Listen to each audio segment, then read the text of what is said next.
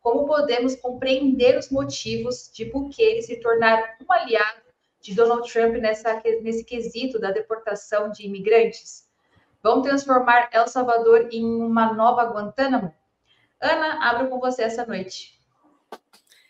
Boa noite, Fernanda. Boa noite, Milton. Boa noite, Vanessa. Todas e todos que nos acompanham. José Igor também aqui nos bastidores com a gente.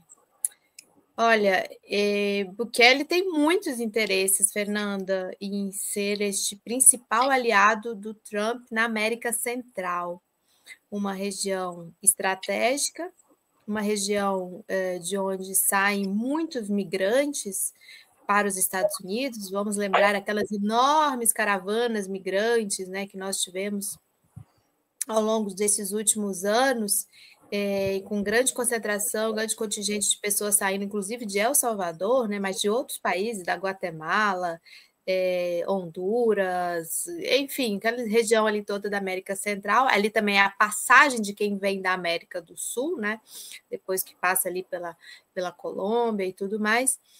E o Bukele está de olho nas vantagens que ele vai ter e nos privilégios, principalmente, que ele vai ter ao ser o melhor amigo de Trump na América Central, né?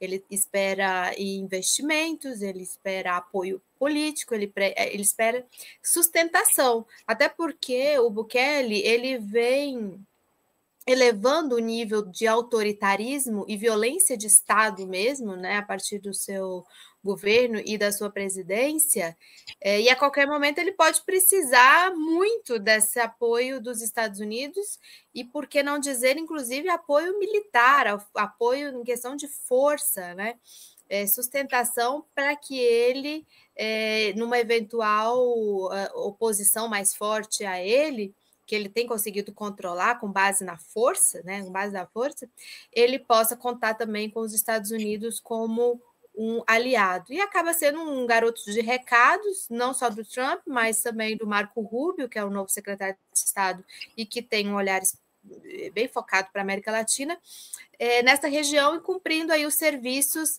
a mando do Império, né? Então, ele é... Vamos lembrar que quando o Trump assumiu, se ele não foi o primeiro, ele foi um dos primeiros para quem o Trump ligou, né? Para falar diretamente. Marco Rubio também foi rapidamente lá em El Salvador. Ele foi o primeiro a se dispor para ajudar, né, na prisão dos deportados que o Trump determinou que o ICE acelerasse, né, a deportação de imigrantes. E ele deve estar ganhando muito investimento, muito apoio político e uma série de privilégios por ser este aliado tão estreito do governo Trump, né?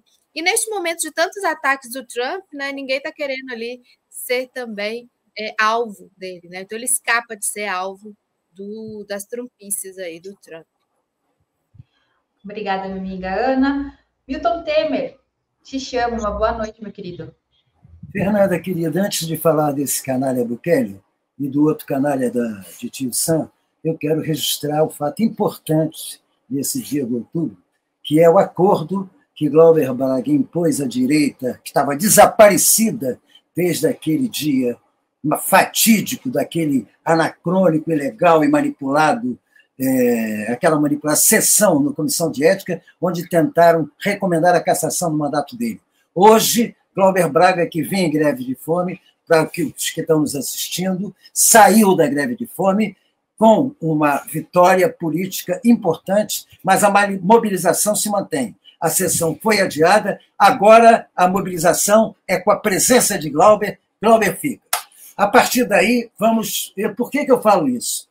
Porque o inominável Bolsonaro, que gostaria, o Trump, que fosse no Brasil exatamente aquilo que o Bukele é no El Salvador, teve muito a ver com essa votação. Foi ele que julgou os deputados que estavam, inclusive, em obstrução, obrigou-os, eles não tinham participado da sessão, obrigou-os a ir para dentro do plenário, chegaram na hora do voto, votaram e foram embora. Aliás, o Bolsonaro é aliado do vagabundo em que Glauber, muito competente, nem competentemente, devia ser mais, deu um forte pontapé na bunda depois de ser ofendido e ter sua mãe ofendida por ele numa provocação. Mas sobre Bukele e Trump, não tem surpresa. Não tem surpresa. O Bukele, é preciso ter em conta o seguinte, o perigo. Bukele, sabe qual é a origem dele? Frente Martí de Libertação Nacional.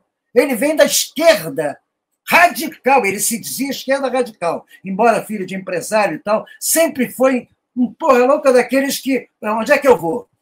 Ele começa a fazer uma guinada à direita e vai para a extrema-direita. E nessa extrema-direita, ele transforma El Salvador numa espécie de primeiro país do mundo a transformar uma grande penitenciária em ponto turístico. Ele implantou uma penitenciária que hoje pode abrigar 40 mil pessoas, mas que ele quer aumentar para 80 mil. Por quê? Porque cada defenestrado, cada um daqueles venezuelanos, guatemaltecos e até os salvadorenhos que Trump julgar na lata do lixo, ele está pronto para abrigar, ele está aumentando de 40 mil para 80 mil esse presídio terrível, porque cada preso vale para ele $20 mil anuais. $20 mil anuais durante um ano, isso durante um mês, dá quase $1.800. Você acha que ele gasta quanto com cada preso? Não deve gastar nem $300, isso se tiver muito de boa vontade.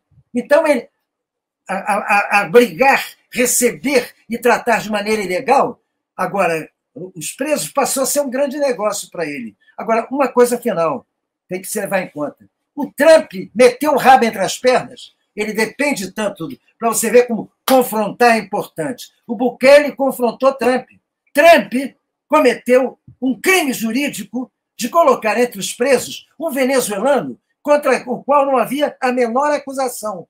Deve ser um daqueles caras que fugiu da Venezuela por conta um daqueles que renegaram a Revolução Bolivariana, que ele mandou de volta. Possivelmente pode até ter votado nele na eleição, como vários dos imigrantes americanos, em grande parte latino-americanos dos Estados Unidos, votaram no Trump, numa posição, assim, digamos, até um pouco egoísta, para barrar a vinda de outros. Pois bem, esse cara foi mandado por engano. O Trump quis recuperar. O Bukele disse, não, eu não vou exportar um terrorista para aí. Você disse que ele era terrorista, agora banca, ele vai ficar preso aqui. O cara é casado, tem vida normal, casado com uma americana, não tem nada contra ele, e o Trump meteu o rabo entre as pernas. Está mais preocupado em cometer violência contra a Universidade de Harvard.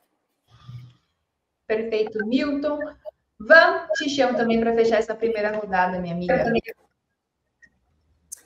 Oi, gente, muito boa noite. Boa noite, Milton. Boa noite, Ana, Fernanda, pessoal do chat.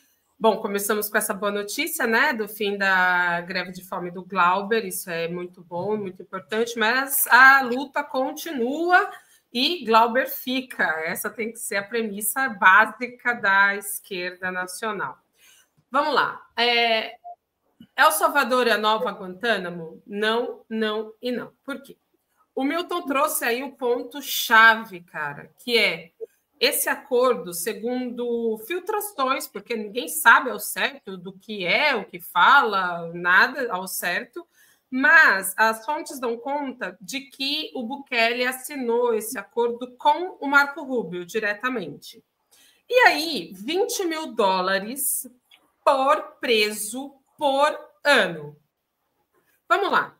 Em Guantánamo, um preso custa 44 milhões por ano. Não é 44 mil, é 44 milhões por ano. No Brasil, em um presídio de segurança máxima, cada pessoa detida ali custa $44 mil por ano, tá? Com $20 mil por ano por preso, não tem onde botar a pessoa. Talvez, não, tem sim. No Espírito Santo, cada pessoa detida custa R$1.300 por mês, creio. Então, se prendermos essas pessoas, né, se prendêssemos elas no Espírito Santo, que eu desconheço as condições dos presídios no Espírito Santo, mas, assim, do que eu pesquisei, foi o único lugar que daria para mandar esses seres humanos, né? Então, quais as condições de vida das pessoas que são mandadas para El Salvador? E aí, o Zé Igor passou aqui algumas imagens. Não é que é super lotada, é hiper mega lotada as prisões de El Salvador, entende? Então, quando a gente fala de... Olha isso, cara, olha isso. Isso é alguma condição digna? Isso é um tratamento destinado a um ser humano? Se fossem cachorros, Luísa Mel e companhia estariam indignadíssimas fazendo campanha pelo direito dos animais, e com razão, porque nem cachorro pode ficar aglomerado desse jeito. Isso não é digno. Onde essas pessoas evacuam, fazem as necessidades dela? Alguém já se perguntou sobre isso? Como é que elas comem? Com 20 mil por ano, 20 mil dólares por ano, elas... Entendeu? Comem o quê? Como comem? Quais as condições? Ou seja, quantos os carcereiros ali, as pessoas que trabalham nessa prisão, eles ganham? E se tiver uma rebelião? Quem vai conter isso? E como? Olha a quantidade de gente que está lá. Então, uma coisa é Guantánamo, que é péssimo, que viola direitos humanos, mas outra coisa muito diferente, mas muito diferente, é El Salvador. Porque Guantánamo, até onde a gente sabe, tem denúncia, sim, de violação de direitos humanos, um monte delas. Mas, assim, as pessoas comem lá, né? As pessoas têm ali, sei lá, uma dignidade mínima. Não é o caso de El Salvador. Então, não dá para comparar e não dá para normalizar essa situação de El Salvador. E aí, eu acho que a gente vai falar disso mais para frente, é preciso demarcar muito bem o que significa o que está acontecendo em El Salvador, porque isso aí que a gente está vendo é um navio negreiro, não é uma prisão, entendeu? Isso não pode ser normalizado porque não pode ser exportado esse modelo. Não existe Eduardo Paes se achando gostosão e não visitar a prisão de lá para importar esse modelo. Isso é inadmissível, porque não pode existir esse modelo de El Salvador. Ele é indefensável, ele é execrável. Ele precisa acabar urgentemente, sem entrar no mérito, talvez depois a gente tenha tempo, do como as pessoas são levadas para lá, quem são essas pessoas, que o Milton também aí já trouxe, né? Pessoas que não têm nada a ver, cara, que estavam vivendo normal nos Estados Unidos e são jogadas para lá, deportação sem nenhum direito. É pior que o Carandiru, Luiz. É pior que o Carandiru.